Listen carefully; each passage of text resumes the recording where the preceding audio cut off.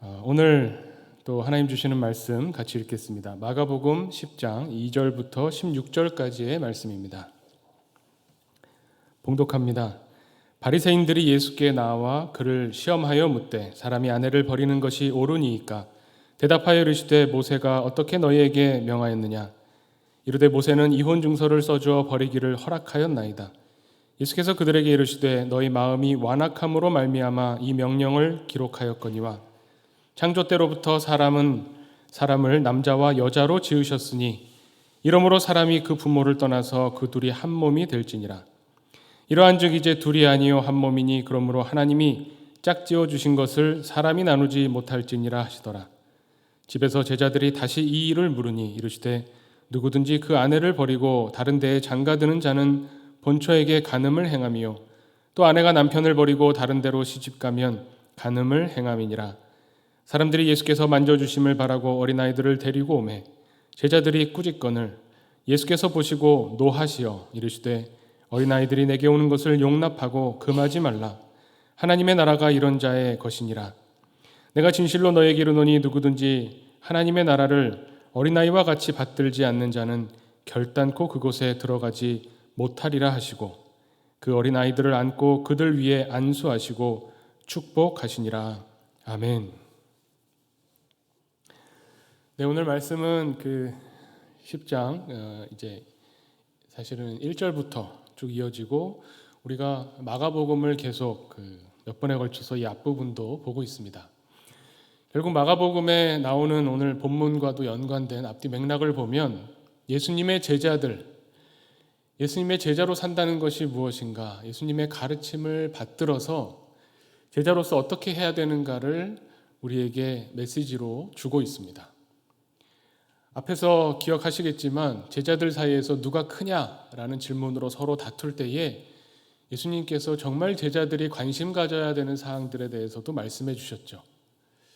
누가 크냐 작냐가 중요한 것이 아니라 예수님의 십자가 또 부활, 예수님과 더불어 동행하는 예수님이 원하시는 것이 무엇인가에 집중하는 그런 모습을 보여야 되는데 예수님의 제자들은 계속 엉뚱한 것에 관심 가지고 또 예수님과 어떤 대화를 나누면서 여전히 고정관념에 잡혀 있는 모습을 보입니다. 사실 이 제자들의 모습이 어떻게 보면 우리의 모습입니다. 마가복음에서 묘사되는 제자들, 그 모습과 우리의 모습이 별로 다르지 않습니다. 오늘 말씀도 보면 바리새인들이 먼저 와서 논쟁을 벌이는 거죠. 이혼에 대해서 예수님의 입장을 묻는 겁니다. 이혼을 여기 보면 이혼하는 것이 옳습니까 아닙니까? 이혼 증서를 써주면 된다고 하는데 이렇게 바리새인이 묻는 것은 뭐냐면 당시의 종교 지도자들, 바리새인과 서기관과 유대교의 종교 지도자들의 입장이 둘로 나뉘어 있었죠. 성경에서는 이혼을 하지 말라고 한다. 아니다. 모세가 이혼 증서를 써주면 된다고 하니 이혼하는 것도 올바르다. 이런 식으로 서로 입장이 갈려 있는데 예수님께 의견을 묻는 겁니다. 그런데 이것이 순수하게 예수님의 입장이 무엇인가를 듣고 그대로 행하겠다는 것이 아니라 예수님을 시험하려고 물어봤다고 성경에 나오죠. 둘 중에 하나의 대답을 하시면 반대쪽 학파의 이야기를 또 입장을 가지고 공격하거나 논쟁을 벌이게 되는 거죠. 근데 예수님은 여기에 넘어가지 않으십니다. 어떻게 보면 우리도 이런 생각을 하게 됩니다. 이 바리새인 참 나쁘다. 바리새인 한심하다. 이렇게 생각할 것이 아니라 우리도 예수님께 뭔가를 계속 끊임없이 묻는데 예수님께 묻는 것이 약간 이런 식입니다. 예수님 이럴 때 어떻게 해야 됩니까? 어떻게 하는 것이 하나님의 뜻입니까? 어떻게 하는 것이 옳은 것입니까? 라고 예수님께 물을 때가 있죠. 우리 교우들은 어떠신지 모르지만 저는 제가 다른 분의 설교를 들을 때도 그렇고 제가 설교를 하고 나서도 그렇고 설교를 다 이렇게 예배 때 설교를 듣고 나서 그래서 제가 이럴 때 어떻게 해야 되는 겁니까? 이런 질문이 나올 때가 있습니다. 그래서 나는 이럴 때 어떻게 행동해야 됩니까? 그런데 예수님은 결코 그런 식으로 답을 주지 않으세요. 왜냐하면 이 질문 자체에 우리 자기 중심성이 들어가 있습니다. 그리고 이런 질문을 한다는 것은 결국 자기 생각을 가지고 예수님께 묻지만 예수님의 생각이 나와 다르면 무시하거나 비껴나가고, 같으면 예수님의 이 말씀을 근거로 해서 자기 자신의 생각을 더 강화한다는 겁니다. 제가 기독교 윤리를 공부하면서 그런 생각을 많이 합니다. 기독교 윤리를 공부한다고 하면 그래서 이 사안에 대해서 어떤 사회적 이슈, 크리스찬들에게 논쟁거리가 되는 거에 있어서 기독교는 어떤 입장을 가져야 됩니까? 라고 물어봐요. 되게 이렇게 물어보면 이분법적인 거죠. 맞다 틀리다. 이 답을 구하는 겁니다. 윤리적인 이슈들은 굉장히 많습니다. 기독교 윤리적인 이슈도 있지만 아닌 것도 그냥 윤리적인 이슈도 많은데, 그 중에서 기독교의 입장을 말하는 것이 기독교 윤리는 아닙니다. 사형제도에 대해서, 또 존엄사에 대해서, 낙태에 대해서 이런 어떤 이슈들이 있을 때 여기에 대해서 그럼 성경은 뭐라고 말합니까? 기독교인은 어떤 태도를 가져야 됩니까? 이걸 따지는 거는 아닙니다. 왜냐하면 어떤 사람이 만약에 존엄사를 가지고 고민한다고 하면 그냥 이게 존엄사라고 하는 하나의 문제 자체로 찬성 반대, 무슨 소리야, 생명은 귀중한 건데 어떻게 스스로 생명을 버릴 수 있는 길을 택하나, 이런 입장을 가진다면 맥락이 다 제거된 거죠. 그 사람의 고민, 누가 죽고 싶어 하겠습니까? 몸이 건강하고 사회에서 편안하게 살고 있고 가족 간의 관계가 좋고 모든 것들이 편안하다면 누가 죽고 싶어 하겠습니까? 존엄사 문제가 나오는 것은 그 삶의 맥락이 있는 겁니다. 너무나 고통스러워서 하루하루 1초 1초가 살아있는 게 괴롭다거나, 관계 속에서 나 때문에 남아있는 가족들이 힘들다거나, 여러 가지 삶의 맥락 속에서 같이 고민하고 어떤 부분을 그래도 우리는 선택해야 할 것인가를 고민하는 것이 윤리적인 사고지 답을 주는 게 아닙니다. 예수님에게 와서 이혼을 묻는 것도 마찬가지입니다. 오늘 성경의 본문도 그래서 지금 21세기 한국 사회를 살아가는 그리스도인들에게 이혼해라 말아라, 예수님이 이런 것을 이래라 저래라 말씀하시기 위해서 오늘 이 말씀이 성경에 담겨 있는 것이 아니죠. 이 말씀은 이혼에, 오히려 현실의 문제에 있어서 부딪히는 이혼에 대해서 아무런 얘기를 하지 않습니다. 이거를 해석을 하는 데 있어서 예를 들면 그동안의 가톨릭 교회는 어떻습니까? 이혼 금지 입장입니다. 이혼 안 된다. 성경에서 하지 말라고 했다. 예수님도 오늘 이혼하지 말라고 했다. 이걸 문자 그대로 그냥 우리의 삶에 바로 적용시키면 좋을 것 같지만 좋지 않습니다. 왜 그런지 아세요? 우리는 어떤 사람이냐면 이 제자들의 모습을 보면서 우리가 얼마나 본성이 약한가, 성경 말씀에 비추어서 우리의 삶을 돌아보고 우리 자신을 비춰보면 인간의 본성이 얼마나 악한가가 드러납니다. 그거를 깨닫는 것만으로도 이미 큰 의미가 있습니다. 예수님이 이 이야기를 하셨는데 오늘 마가복음에서는 집에 돌아와서 바리새인들과 논쟁하고 난 다음에 집에 돌아와서 제자들이 예수님께 물어봤다고 했죠. 뭘 물어봤는지가 마태복음에는 조금 더 자세하게 나옵니다. 마태복음 19장에 보면 예수님께서 이혼하지 말아라, 조금 더 자세히 말씀해 주시는데, 음행의 연고가 아니고서 아내를 쫓아내서 이혼을 하면 안 된다 이렇게 말씀하시죠. 마음에 안 들어도, 아내가 마음에 안 들어도 이혼하면 안 된다 말씀하셨더니 제자들이 뭐라고 하는지 아세요? 마태복음에서 그러면 결혼 안 하는 게 낫겠습니다. 그럴 거면 이혼 못 한다고 하면 그럼 저는 결혼 안 하는 게 나을 것 같습니다. 이렇게 제자들이 예수님께 반대 의견을 냈다는 겁니다. 아니 어떻게 남자가 살다 보면 여자가 싫어져서 이혼할 수도 있지, 이혼 못하게 하시면 어떡합니까? 이런 태도였다는 거예요. 이 제자들의 모습을 보면서 우리는 성경에서 또 예수님이 우리에게 이렇게 해라 라고 한다고 해서 우리가 이렇게 하는 사람이 아니라는 걸 배우게 됩니다. 우리 성경을 통해서 하나님의 뜻이 무엇인지 정확히 알면 내가 그대로 살면서 바람직한 그리스도인이 될 거다라고 생각하신다면 그렇지 않다는 게 수천 년 동안 증명되어 왔다는 겁니다. 예수님의 뜻과 상관없이 우리는 우리의 뜻대로 하고 싶은 사람들이죠.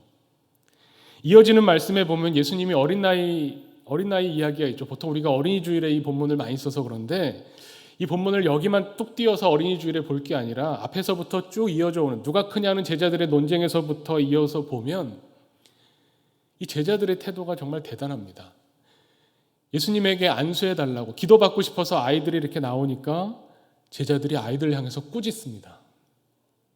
그런데 그냥 이 사건이 갑자기 툭 튀어나온 게 아니라 마가복음 바로 앞에 우리가 지지난주에 살펴본 이야기를 보면 예수님이 제자들을 교육시키시는데 요즘 말로 하면 뭐랄까요? 입체적으로 정말 보여주시면서 쇼앤텔로 예수님이 제자들을 가르쳐 주세요. 앞부분에 보면 누가 크냐 그리고 큰 사람 작은 사람 예수님께서 하나님 나라의 가치는 하나님 나라에서는 이 작은 사람 세상에서 무시당하는 이 사람이 존중받는 것이 하나님의 나라다라고 가르쳐 주시기 위해서 제자들 사이에다 아이를 불러다가 제자들이 이렇게 뺑 둘러 있을 때 아이를 가운데 세우시고 그 아이를 이렇게 끌어안아 주십니다.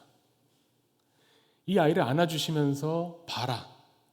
이 어린아이 하나를 영접하는 사람이 나를 영접하는 것이고 나를 영접할 뿐만 아니라 나를 보내신 하나님을 영접하는 거다라고 바로 그 앞에서 가르쳐 주셨죠. 아이까지 세워놓으시고 가르쳐 주셨어요. 그런데 애들이 막 오니까 제자들이 꾸짖는 거예요. 어린아이들이 왜 이렇게 시끄럽게 굴면서 이렇게 정신없이 굴어? 여기에 예수님이 오늘 본문에 보면 노하셨다고 하죠. 화를 내셨다는 겁니다. 분노하셨다는 겁니다. 이 제자들은 도무지 하나님 나라의 가치를 알지 못하는 겁니다. 이혼하냐 마냐 이게 중요한 게 아닙니다. 이거는 각자의 삶의 자리 맥락에서 여러 가지 경우의 수들이 있을 겁니다.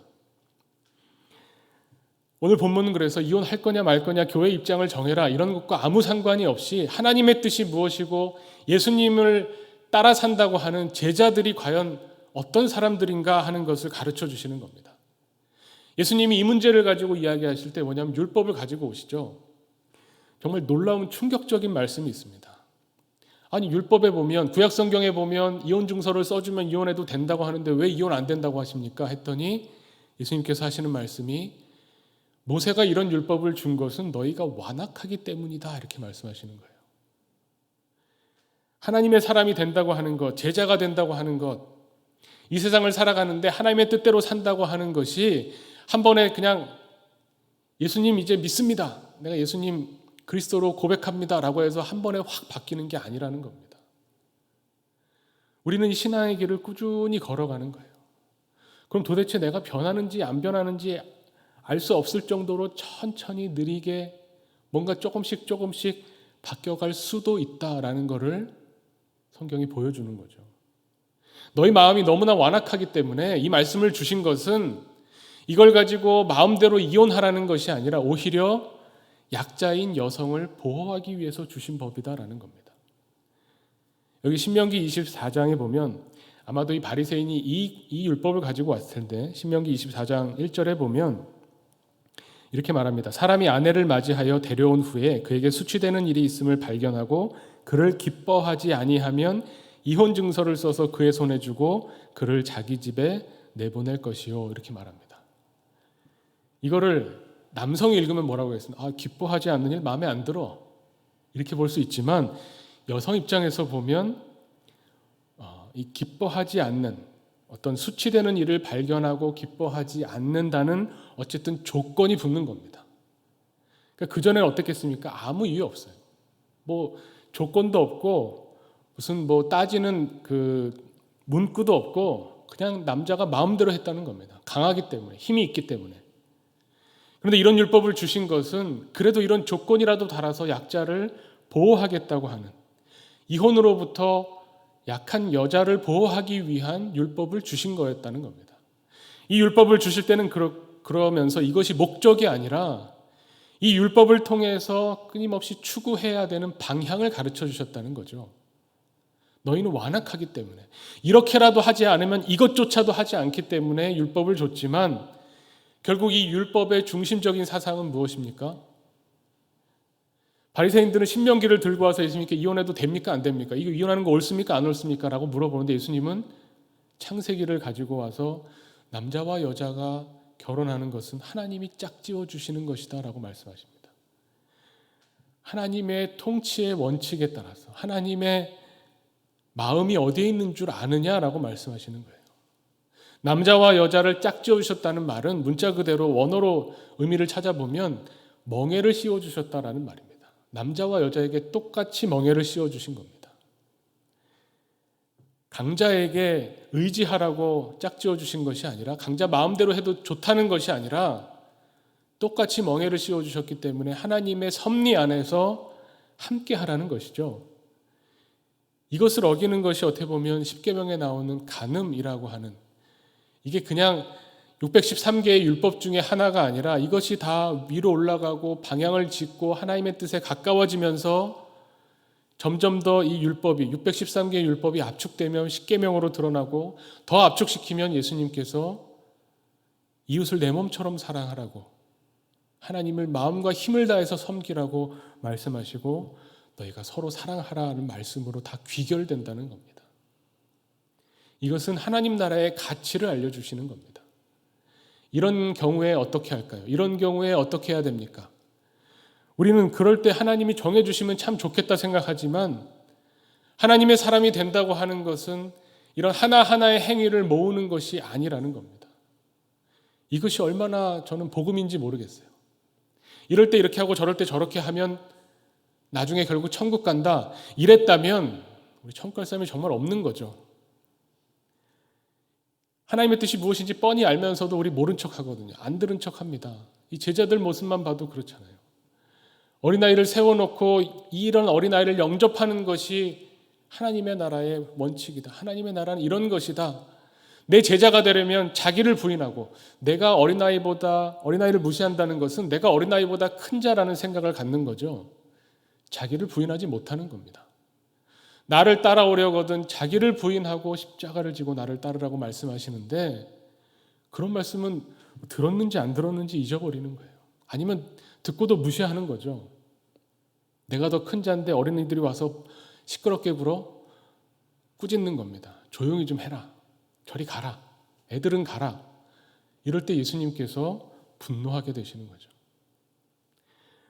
우리가 변한다고 하는 것은, 우리가 예수님을 따라간다고 하는 것은 우리의 가치가 조금씩 바뀌어가는 것을 말하는 겁니다.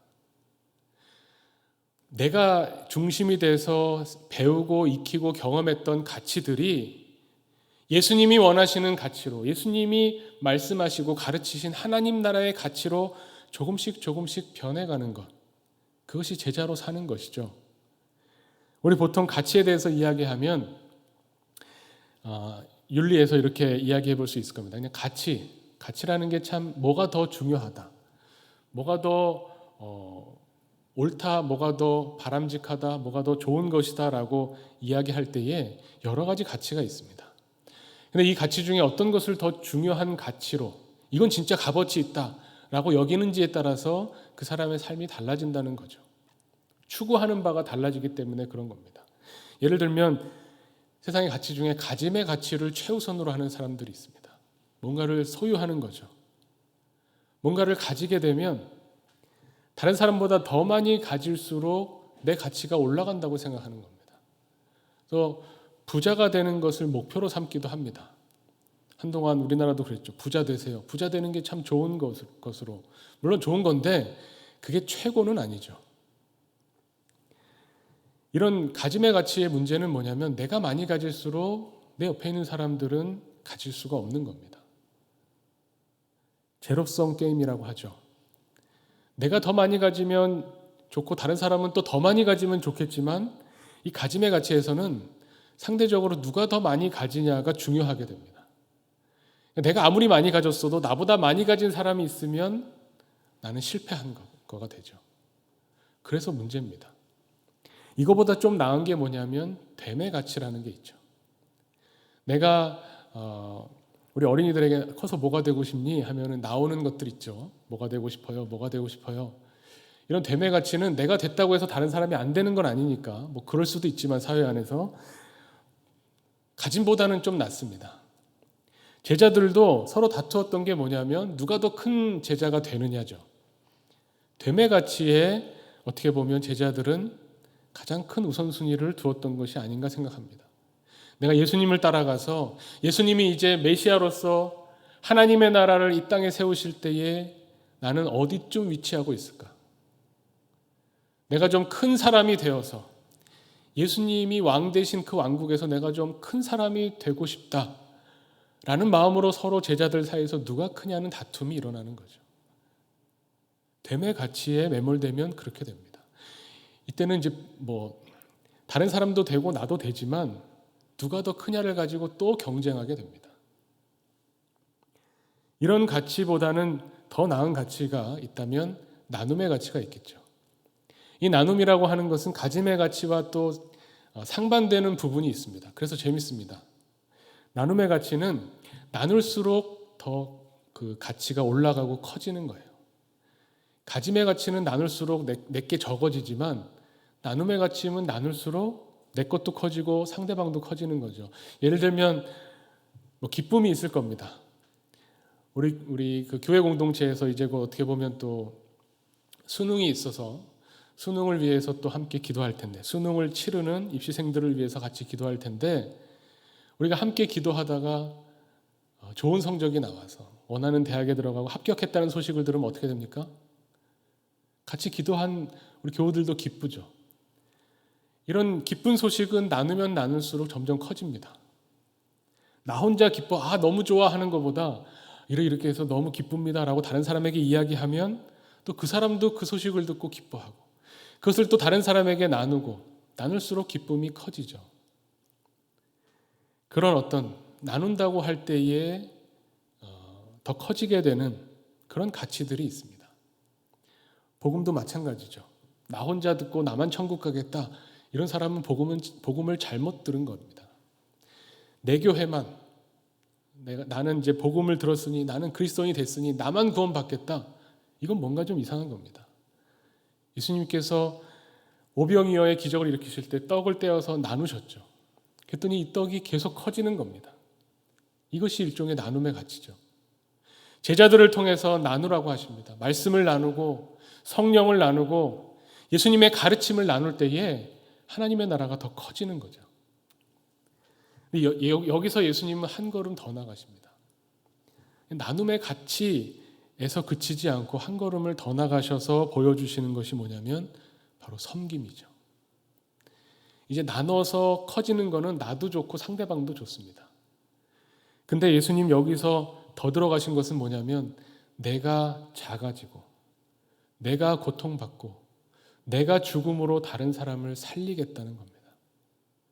섬김은 우리 힘으로 할 수 있는 게 아닙니다. 그래서 섬김은 내가 제자가 되겠다고, 내가 좀 큰 제자가 되겠다, 내가 좀 존경받는 기독교인이 되겠다고 해서 되어지는 것이 아니라 이거는 정말 예수 그리스도, 나 대신 예수 그리스도가 내 삶을 살아야 보여질까 말까 한 거겠죠.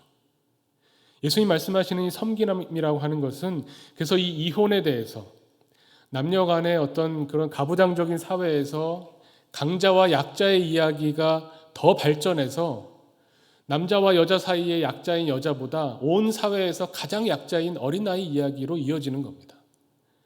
어린아이들이 오는 것에 대해서 강압적인 태도를 보이는 제자들을 놓고 분노하시면서 아니다. 하나님의 나라는 이런 어린아이들과 같은 사람들이 들어오는 거다. 어린아이같이 받들지 않으면 하나님 나라에 들어올 자가 아무도 없다라고 선포하시는 겁니다. 이런 무시당하는 사람, 필요 없다고 여겨지는 사람, 이런 사람을 위해서 섬김으로 자기를 희생하는 그런 모습을 예수님께서 보여주시는 거죠. 그래서 제자가 된다는 것은 그냥 쉬운 일이 아닙니다. 이게 참 희한합니다. 예수님의 제자로 산다는 것이 어렵게 보면 한없이 어렵고 불가능한 일이고, 그렇지만 또 쉽게 보면 내 힘으로 하는 게 아니기 때문에 그냥 저절로 된다라고 보여지기도 하는 겁니다. 예수님의 제자로 산다는 게 과연 뭘까? 이거에 대해서 계속 우리가 성경 말씀을 읽으면서 생각하게 되는 거죠. 제자들의 모습은 듣고 싶은 것만 듣고 예수님이 뭐라고 하셔도 그 중에 내가 받아들일 수 있는 것만 받아들이고, 예수님이 충격요법으로 충격을 주셔도 결혼 생활이 그런 겁니까? 나 그럼 차라리 장가들지 않는 게 낫겠습니다라고 말할 정도로 뻔뻔한 제자들을 향해서 그래도 예수님이 데리고 다니시면서 가르치시는 겁니다. 보여주시는 겁니다. 그런 제자들의 발을 씻어주시는 거죠. 그러다 보니까 안 변할 것 같아. 이렇게 한심해 보이는 제자들이 조금씩 변하죠. 그게 참 놀라운 일입니다. 어린아이와 같이, 어린아이 어떻습니까? 어른들이 시키는 대로 하잖아요.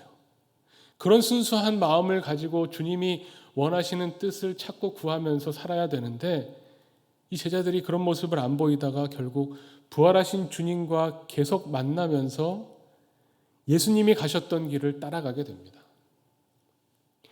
여기에서 소망이 있습니다. 신앙생활 오래 했다고 해서 사람이 변하나? 안 변하는 것 같지만 또 변하는 것도 같습니다. 지금 당장 하나하나의 경우의 수에서 이렇게 해야 되나 저렇게 해야 되나라고 선택할 때에 성경적이지 않은 선택을 하는 것처럼 스스로 여겨지고 보여도 계속적으로 진리를 추구하고 예수님이라면 어떻게 하셨을까? 예수님을 따라가야겠다라는 마음으로 자기를 부인하는 연습을 하다 보면 조금씩 예수님을 따라가는 이 길 위에서 이것을 벗어나지만 않는다면, 벗어나더라도 돌이켜서 회개하고 다시 돌아오기만 한다면, 그럼 우리가 조금씩 변해가는 것을 분명히 세상에 보여줄 수 있을 겁니다. 예수님의 제자는, 또 예수님의 제자들이 모인 교회는 어떠해야 될까? 교회를 위해서, 우리의 유익을 위해서 뭔가 일하는 사람들이 아닌 것이 맞는 모습이죠. 우리가 지금 못한다고 해서, 제자들이 지금 당장 예수님의 뜻을 이해하지 못했다고 해서 실망할 필요는 없습니다. 공존하는 겁니다. 아까 가짐의 가치를 그럼 버리고 섬김의 가치만 가치라고 여긴다? 그럴 수가 없습니다. 우리는 가져야 살 수 있는, 물질을 가져야 살 수 있는 물질적인 존재이기도 하고, 뭔가 되고 싶은 명예를 보고 추구해야만 원동력이 생겨서 힘이 나기도 합니다. 그 모든 가치들이 나에게 쓸모없는 것은 아니지만 점점 더 예수님이 말씀하신 이 섬김의 가치가 나에게 가장 크고 중요한 가치가 되어가는 그 길, 예수님을 따르는 그 길에 우리가 서 있다고 하는 것이 중요합니다. 그리고 계속 그 길을 걷기 위해서 교회 공동체를 이루며 하나님께 예배드린다고 하는 것이 중요합니다. 하다 보면 되겠죠. 우리가 하는 게 아니라 하나님이, 주님이 하시는 것이기 때문에 될 거라고 믿는 겁니다. 디모데후서 3장 16절에 보면 하나님의 말씀, 성경은 뭐라고 합니까? 그리스도인을 온전하게 합니다. 그 온전하게 하는 과정 중에 성경이 필요하고, 그렇지만 성경을 읽었다고 온전한 사람이 딱 변하는 게 아니라 하나님의 뜻을 실천할 수 있는, 행할 수 있는 또 능력을 주시는 것이 말씀이라고 합니다. 그래서 우리가 예배 공동체로 모이고 하나님께 예배드리면서 계속적으로 성경을 읽고 듣고 또 기도하는 겁니다. 그렇게 하다 보면 교회가 세상에 보여줄 수 있겠죠. 세상에서는 너무나 가치 없어 보이고 무시당하는 사람들에게 손을 내미는 교회. 이 세상에서는 왜 저런 일을 하나, 쓸모없다, 오히려 하면 할수록 손해다라고 하는 일에 뛰어들어서 손해를 입어가면서 다른 사람을 돕고 다른 사람과 함께 하고자 하는 그런 사람들이 모인 공동체로 설 때, 그래도 조금씩 예수님이 전하신 복음이 무엇인가를 세상에 보여줄 수 있을 겁니다. 우리는 어떤 사람인지, 제자로 산다는 것이 무엇인지 우리가 끊임없이 성경 말씀을 통해서 추구하고 배워나갈 때에 주님께서 우리를 하나님의 나라의 사람으로, 하나님의 통치하심을 받는 사람으로 만들어 가실 줄을 믿습니다. 우리가 이렇게 하나교회 공동체로 모인 것, 주님께서 우리를 묶어주신 것도 우리 교회를 통해서 이런 하나님의 나라를 보여주시기 위함이라고 우리가 믿습니다. 우리가 이제까지 10년 동안 하나교회 공동체를 이루면서 살아왔던 그 결과물, 지금 우리의 모습인데, 이것이 물론 좋은 부분도 있고 실망스러운 부분도 있을 겁니다. 그렇지만 이것이 과정 중에 있다는 것을 우리가 기억해야 됩니다. 앞으로의 10년, 또 20년 어떻게 될지 아무도 모르지만, 사실 코로나 때문에 어떻게 보면 이 급변하는 사회 때문에 당장 내년 어떻게 될지 우리는 알지 못하지만, 우리가 끊임없이 진리를 추구하고 예수 그리스도를 따르겠다고 자기를 부인하며 함께 모여 예배드린다면 예수님께서 우리를 붙잡으시고 인도하실 거라고 믿습니다. 우리의 비전은 예수 그리스도에게 있습니다. 우리의 비전은 예수 그리스도의 십자가와 부활에 있습니다. 이것을 우리가 우리의 삶 속에서 매일매일 경험하고 체험하기를 간절히 원합니다. 함께 기도하겠습니다. 하나님 아버지, 우리가 제자로 살려면 하나님 나라의 가치를 바라보며 그 가치를 추구하며 살아가야 됨을 우리가 다시 한번 오늘 말씀을 통해서 묵상합니다. 예수님이 우리에게 보여주셨던 것처럼 예수님께서 내가 온 것은 섬김을 받으려 함이 아니라 도리어 섬기려 하고 자기 목숨을 내어주기 위함이라고 말씀하신 그 주님을 따르는 제자로 부끄럽지 않게 살아가기를 원합니다. 하나님, 우리를 한 사람 한 사람 불러주셨사오니 이 공동체를 통해서 더욱 주님을 따라가게 하시고 주님이 베풀어 주시는 은혜를 체험하게 하시며 이 공동체 안에서 서로 돕고 위로하고 또 이 공동체와 함께 하면서 사랑이 필요한 이웃들에게 마음을 나누고 사랑을 나누는 그런 주님이 머리 되시는 몸된 교회로 서게 하여 주시옵소서. 우리를 붙잡아 주시고 우리에게 말씀하여 주시옵소서. 우리가 주님 앞에 나와 기도할 때마다 하나님, 그리스도인으로 살아갈 수 있는 힘을 공급해 주시고 주의 말씀을 읽을 때마다 하나님의 온전한 사람으로 우리를 이끌어 주시옵소서. 모든 것 주님 손에 의탁드리오며 예수 그리스도의 이름으로 기도하옵나이다. 아멘.